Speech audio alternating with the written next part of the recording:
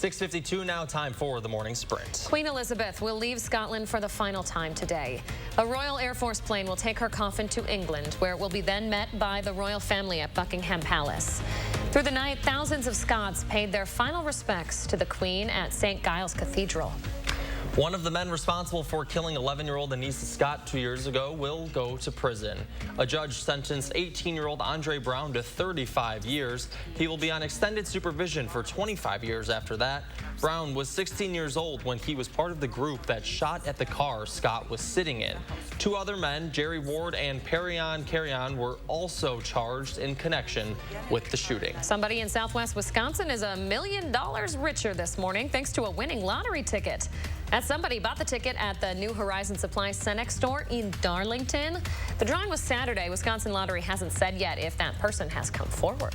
The Kohler Company Board of Directors have selected David Kohler as chairman to the company following the death of his father, Herb Kohler Jr. The Milwaukee Business Journal reports this is the fourth generation to take over the family leadership since 1873, but the 9th person to lead. Board members approved David Kohler's position yesterday. This week marks the kickoff for our annual Coats for Kids campaign. It's the 37th year we've worked with the Community Action Coalition, Clinky Cleaners, and Magic 98 to help keep families warm over the winter. If you have any new or gently used winter items you'd like to donate, you can drop them off at any Clinky Cleaners location.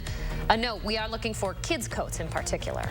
It will be a busy weekend on the Near East Side with the Willie Street Fair taking place. Williamson Street will be closed between South Livingston and South Ingersoll Street during the weekend. Those closures will last between 9 a.m. and 11 p.m. on Saturday and 8 a.m. to 10 p.m. on Sunday. There will be further closures on Sunday for the parade as well. You can find those details on channel3000.com. CBS News reports more than 30 associates of former President Trump have received federal grand jury subpoenas, some as recently as last week.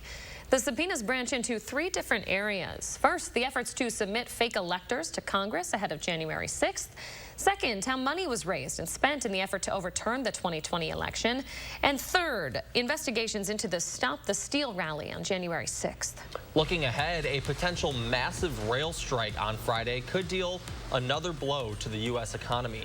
The 7 unions represent more than 90,000 workers. If they do go on strike, it could bring 40% of the nation's freight to a grinding halt. The Chamber of Commerce estimates a work stoppage could cost the U.S. economy up to $2 billion a day. Ukrainian forces are in control of yet another critical town in the Donetsk region. Just the latest sign of success in Ukraine's ongoing counteroffensive efforts against Russia.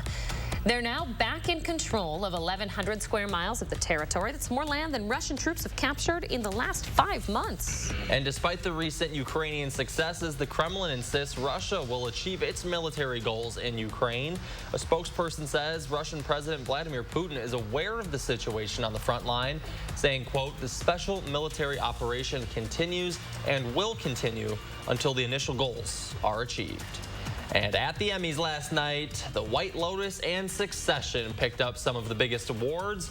Apple TV's Ted Lasso won the Emmy for Best Comedy Series for the 2nd straight year, despite taking a darker turn in its sophomore season. And Zendaya taking home Outstanding Lead Actress in a Drama Series for the 2nd time in her role in Euphoria.